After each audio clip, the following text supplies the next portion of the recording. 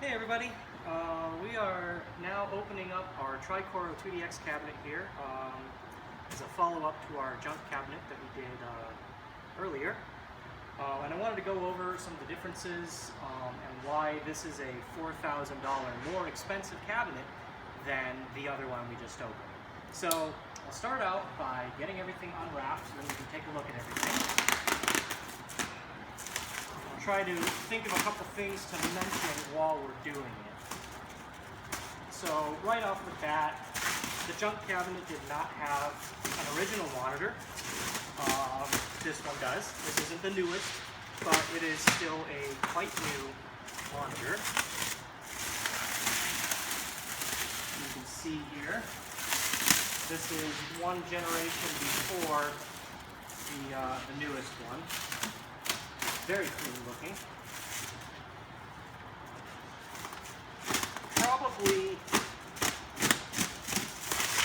the most noticeable thing though is this here having the card readers built into the deck, which eliminates a little bit of the stuff along the side that you have to deal with. A lot more convenient having it right there.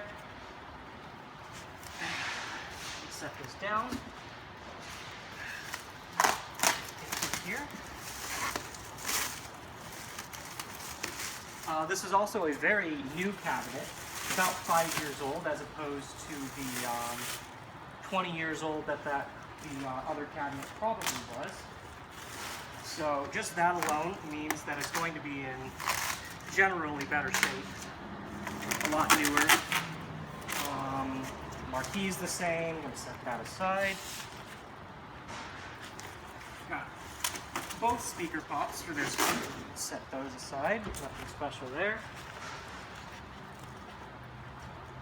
But let's go ahead, come in here and take a look at the panel itself. It actually looks like the metal on this one was buffed out. You can kind of see there's a crack here and some scratches there, but that's fine.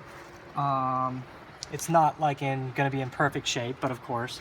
Another one, you notice like this is a lot cleaner. Most of it's still there. There's some rubbing here by the start button, naturally, where people are going to be pressing a lot. But all the other arts are still very much intact. You can see here. So that part's really nice. I'm going to grab the keys here, and we'll open up the front and take a look inside. So it looks like this comes with an N5001. I actually have one on my ring. I'm just going to use that. Most of the newer games use N5001 to N5004, whereas all the older Konami games used N5000. So this is no different. Older 2DXs would also have used N5000.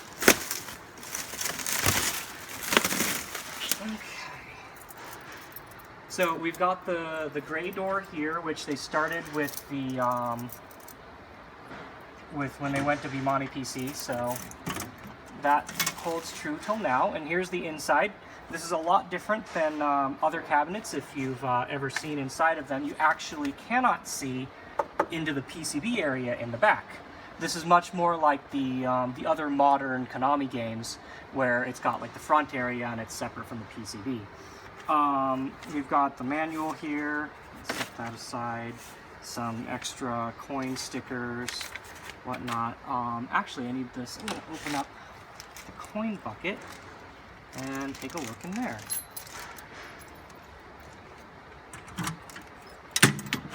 So it looks like just a power cable and our coin counter, which says 16,309.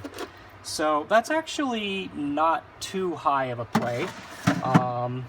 Say probably moderate play for this cab. I don't really know, but very cool.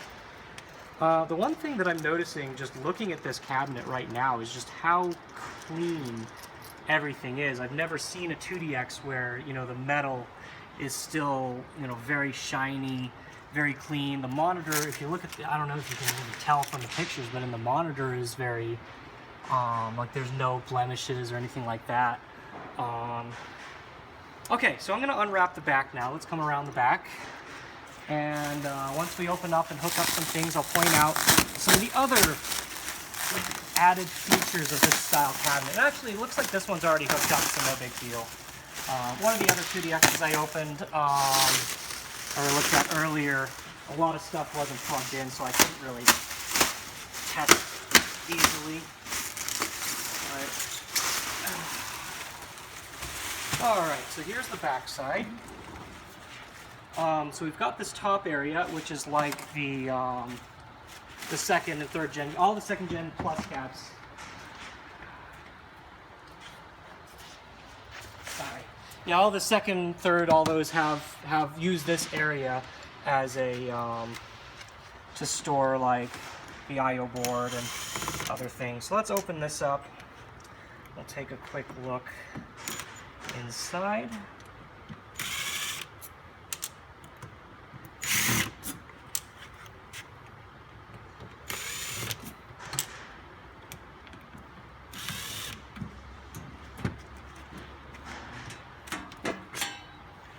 Okay, so this is made out a little bit, no, actually very similar to the previous generation cab. So you got your I/O translator here that was designed to drop in and replace the 3 different types of USB I/O, and all the sound amp and everything in here.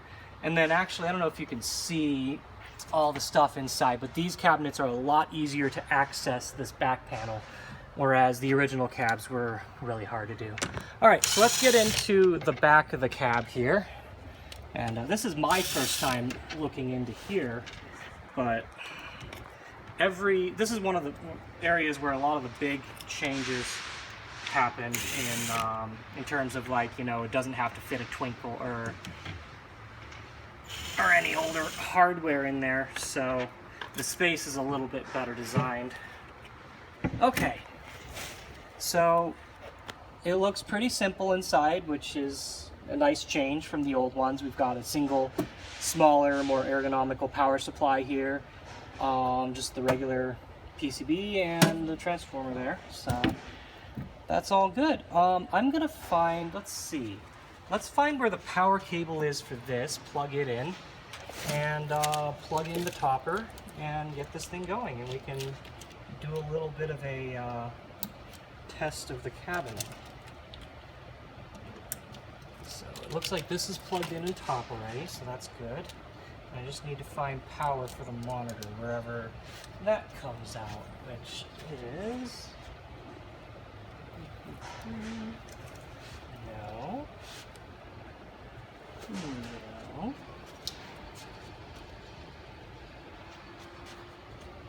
I'm not sure where it is.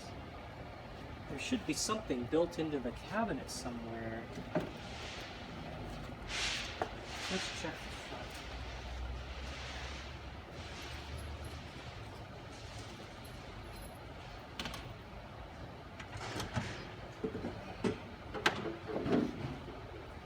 For the time being, if we have to, we'll use this. This might actually be how they want me to hook this up.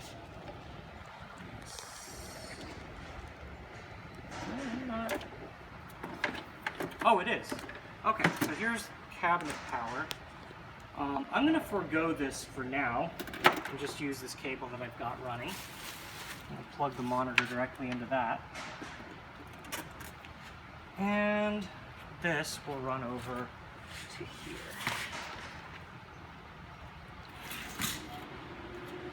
Okay, now while this is starting up, I'm going to unwrap the top and we can point out some of the other features of this cabinet.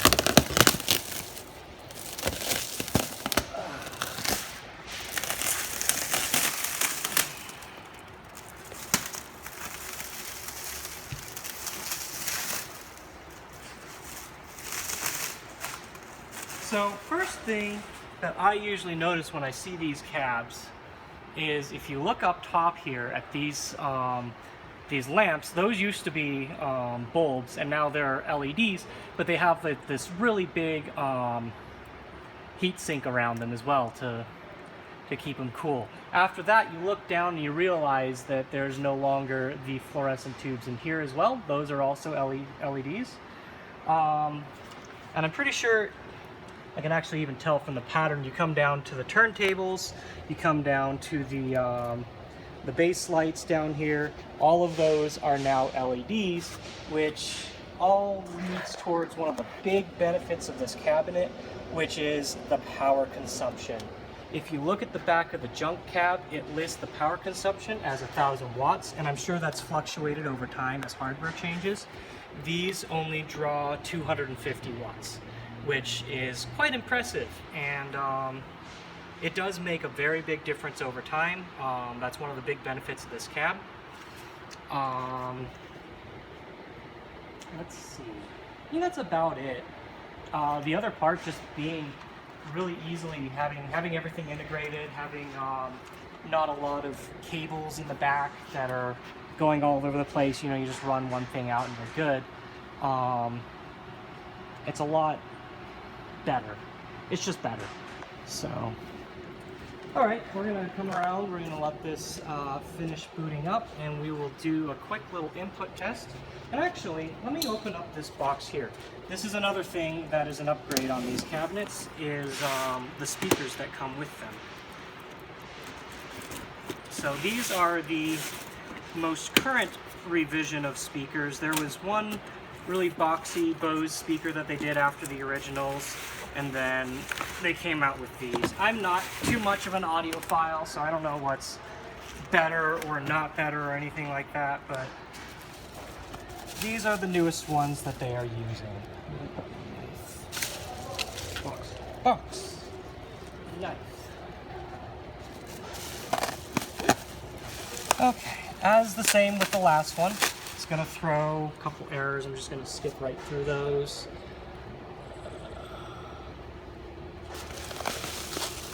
We have no camera error on this one because that one works. We think actually the camera error that we found on the other cabinet, the camera wasn't even plugged in, so it might have just not been plugged in right. We'll check that later down the line. But for now, I'm gonna get these speakers out, we're gonna hook them up, we're gonna make sure they work too, which I'm sure they do. Again, part of the price of paying this much for one of these cabs is, you know, everything's been tested, works, all that stuff. So we've got these JBL speakers, and that's what the newer cabinets use. So I'm not going to hook these up, I'm just going to set them over here to the side, and I'm just going to wire them in.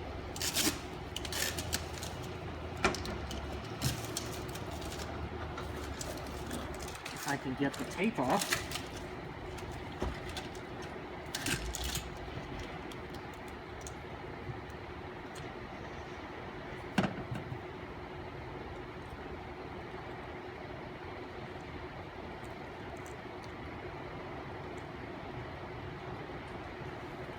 Alright, and actually, since I can't play anything, I'm just going to set this off here on the side. We've got our test menu up. Let's go into sound options. Oh, these keys feel great. Feel these. Here, let me, actually, I just feel this. Yeah. Oh, they're so light. Feel, like just roll your hand over it. Oh, and feel this turntable. You wanted to feel this turntable earlier. Feel this turntable. If it's anything at all like the other one, it's probably great. Oh, yeah. That's what a lightly used turntable feels like. Man. Oh man, great. Okay, I'm gonna open up this other one.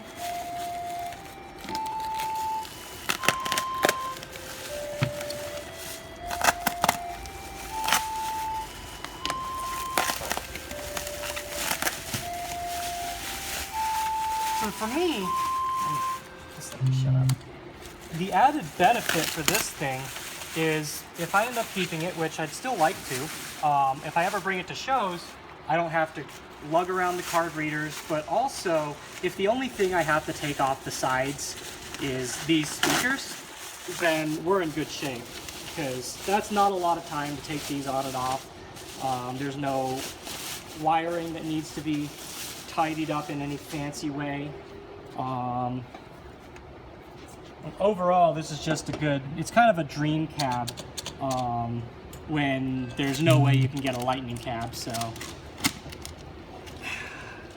we'll see. Hopefully I keep it. If someone ends up picking it up, that's fine too, but it's good to note also that these cabinets have not gotten any cheaper, nor have they become more available since the Lightning model came out.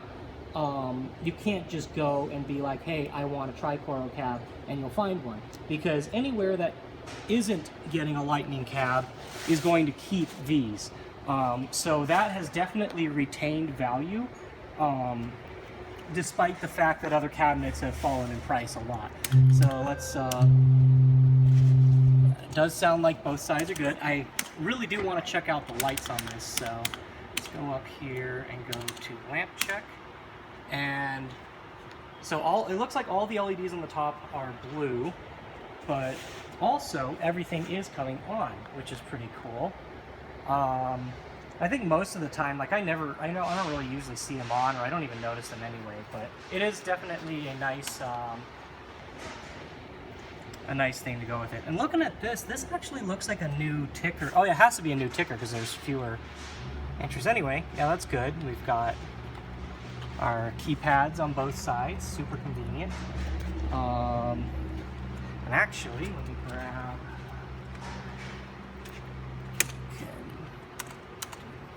So our camera test is probably going to come up with both this time.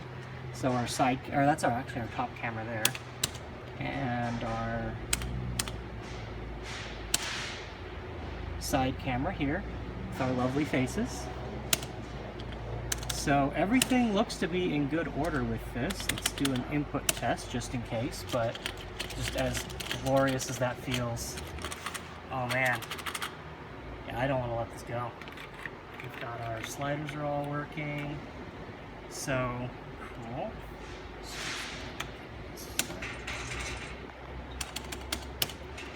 So yeah, I think that pretty much covers everything that I can think about for this cab. I don't think there's very much more I can say other than like it's gorgeous, it's beautiful, functionally it's just cleaner, smoother, better put together, lower power consumption.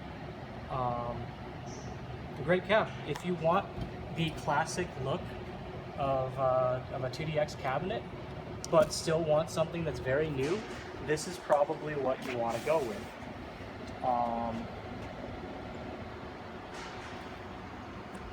Yeah, that is about it. I think that should cover it for this. If you are interested in seeing other videos like this, please let me know, and I will do so. We will have a couple more still before the rest of this container is done. So look forward to those, and we will see you in the next video.